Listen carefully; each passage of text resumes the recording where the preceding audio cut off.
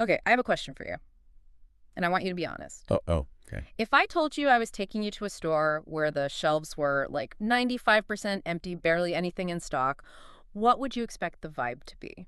Oh, panic buying, for Yeah. sure. People fighting over the last loaf of bread. Total chaos. Right. Supply and demand 101. If it's scarce, it goes fast. But here's the problem. Mm-hmm.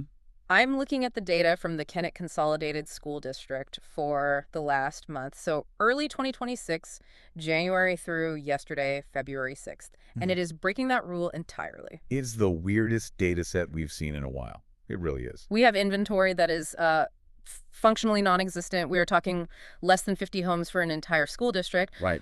But, and here's the kicker, those homes are just sitting there gathering dust. We're seeing average days on market numbers that look like we're in a recession, not a boom. It's a complete paradox. On paper, it's a strong seller's market. Yeah. In reality, it feels like everything is moving through molasses. So that is what we are unpacking today. We've got a stack of weekly market reports from the Cyr Team covering January 9th to February 6th. Yep.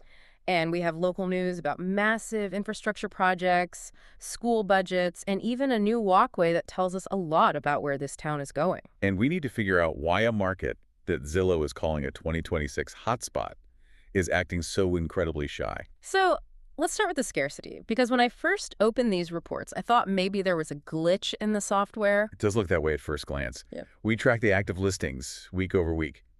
January 9th, 48 homes. Okay. January 23rd, 45 homes. It barely moved. And February 6th, Yeah. back to 48 homes. It's basically a flat line. It is.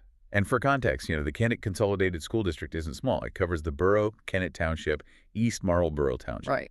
To have under 50 homes available across that entire area it's incredibly tight. And usually real estate agents measure this with months of inventory. Right.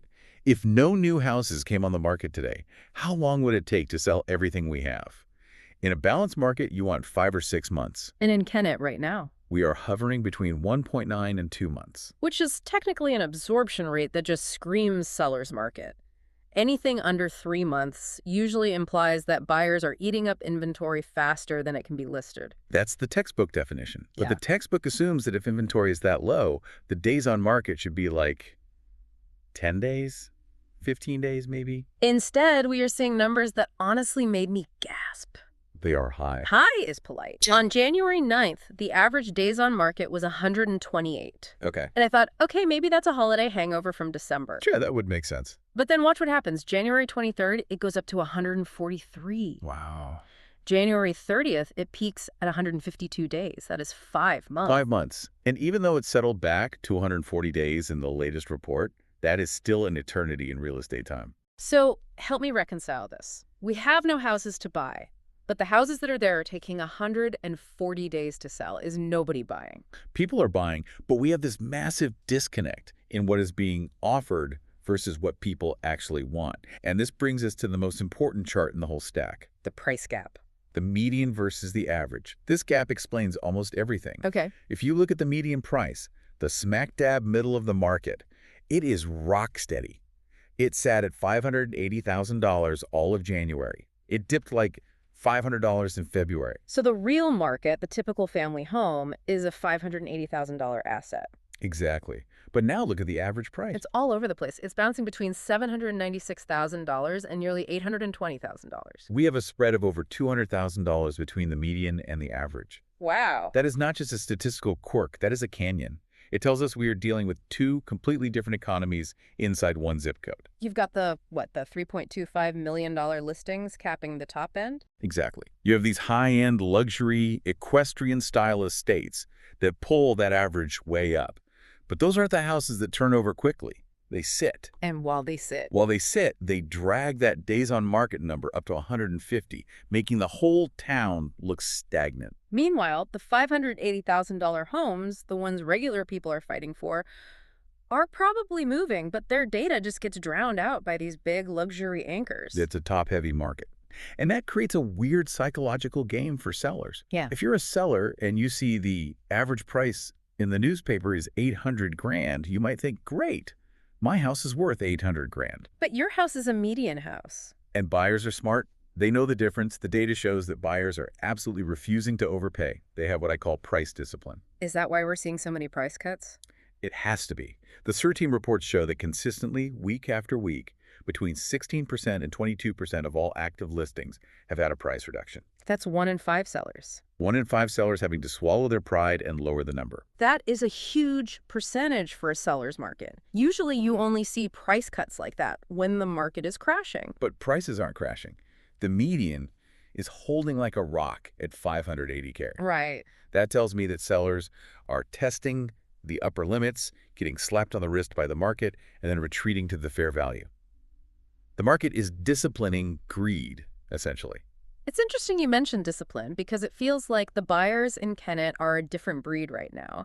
They aren't panic buying just to get a roof over their heads. Yeah. They're waiting for value. Well, think about who is moving to Kennett. We can't talk about this market without talking about the new Bolton factor. The University of Pennsylvania's new Bolton Center, the report highlights a massive expansion there. $94 million. That is not a fresh coat of paint. That is a state-of-the-art lab addition. Right. Now, pause and think about the human capital required to run a $94 million veterinary and agricultural research facility. You're talking PhDs, Yeah. specialized veterinarians, researchers. Precisely. These are high-income earners, but they're also analytical people. They aren't the type to waive an inspection on a whim. They are coming for careers, likely looking for long-term stability. This isn't flip money, it's tenure money. And it's not just the university spending money.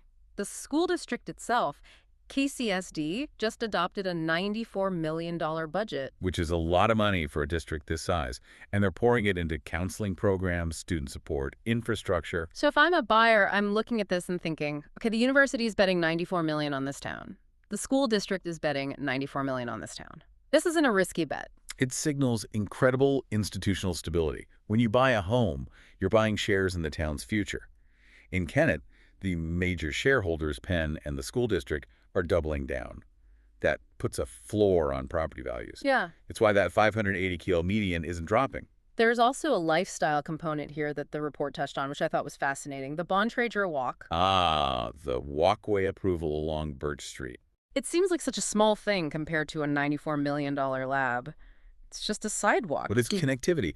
Yeah. Real estate in 2026 is moving away from big house on a hill and toward can I walk to get a coffee? Mm-hmm. The borough of Kennett Square has this historic charm, which the reports note is in very high demand, and now they are physically linking the neighborhoods to the commercial district. It makes the borough homes more valuable. Significantly.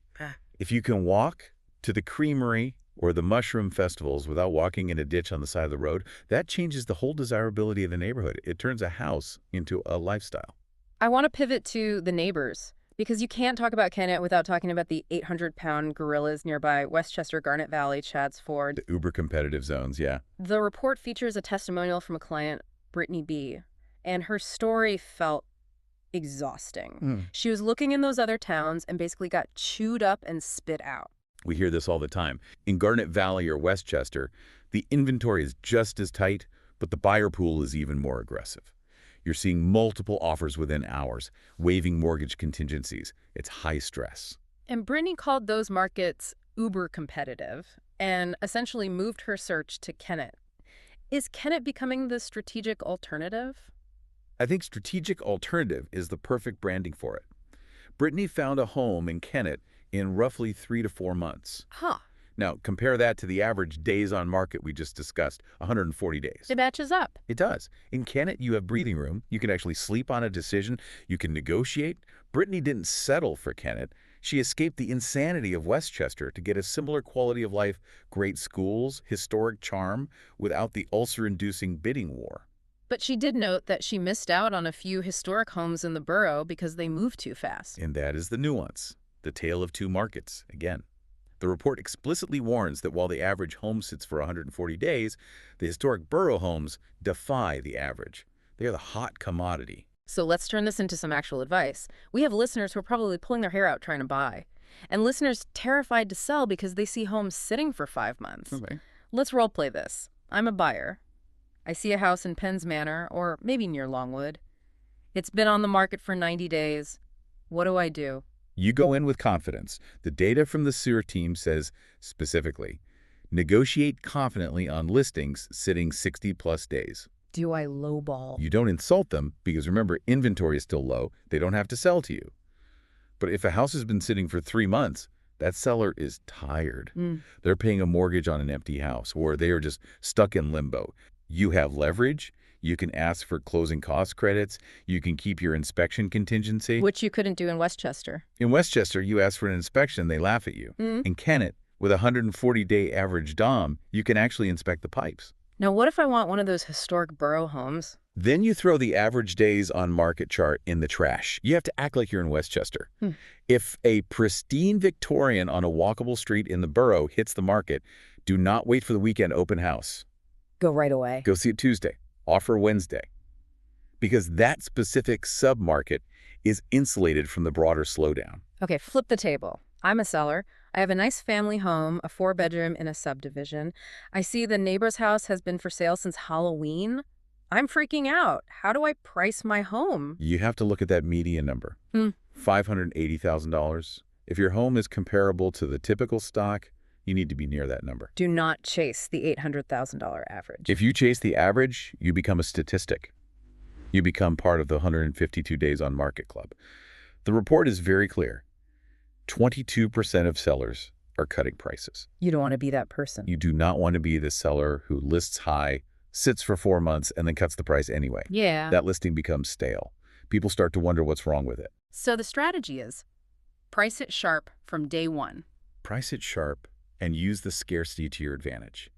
There are only 48 homes in the whole district. If you're the best priced home out of those 48, you will get traffic. You will get the Brittany B's of the world who are tired of Westchester. But if you're the most expensive, You'll be ignored. it really seems like Kennett is in this fascinating transition period. It's like it's deciding what it wants to be when it grows up. It is. It has the agricultural roots, the mushroom industry, the open space. But now it has this heavy layer of institutional money pen, the schools, and this influx of buyers priced out of the main line. And the new construction mentioned in the reports, places like Longwood Preserve or Magnolia Place, they just add another layer of complexity. They do. New construction stabilizes prices because it's a known quantity. You know what you're paying for. It sets a benchmark. But it also competes with the older stock. If I can buy a brand new townhouse for $600,000, why would I buy your 1990s colonial for $650 that needs a new roof? That's a great point. The new construction forces the resale market to be honest about its condition. Honesty is the theme of this market. The gap between the median and average is basically a lie detector test. The median is the truth, the average is the aspiration. I want to end on a thought about the future. We talked about the window of opportunity with roughly $200 million being pumped into local institutions and the hotspot label from Zillow. It feels like the calm before the storm, doesn't it? It does. Right now, the median is $580,000. That is still, I won't say cheap, but compared to the rest of Chester County, it's accessible. It's attainable for a dual-income professional household, for sure. But if these infrastructure projects finish, and if the Bontrager Walk makes the town cooler, and if the overflow from Westchester keeps coming, Then that 580 floor starts to rise. right. My concern, or maybe my provocation for you, the listener, is this. Are we looking at the last 12 to 18 months where Kennett is actually affordable? If the days on market drops and that median price starts chasing the average price, does Kennett just become another gated community for the wealthy? That is the big risk. We see it happen town by town, moving west from Philadelphia. First it was the main line, then Westchester, and now the Eye of Sauron is looking at Kennett. The Eye of Sauron. I love that. But it's true. The data is messy right now. High prices, slow sales, because the transformation is happening in real time.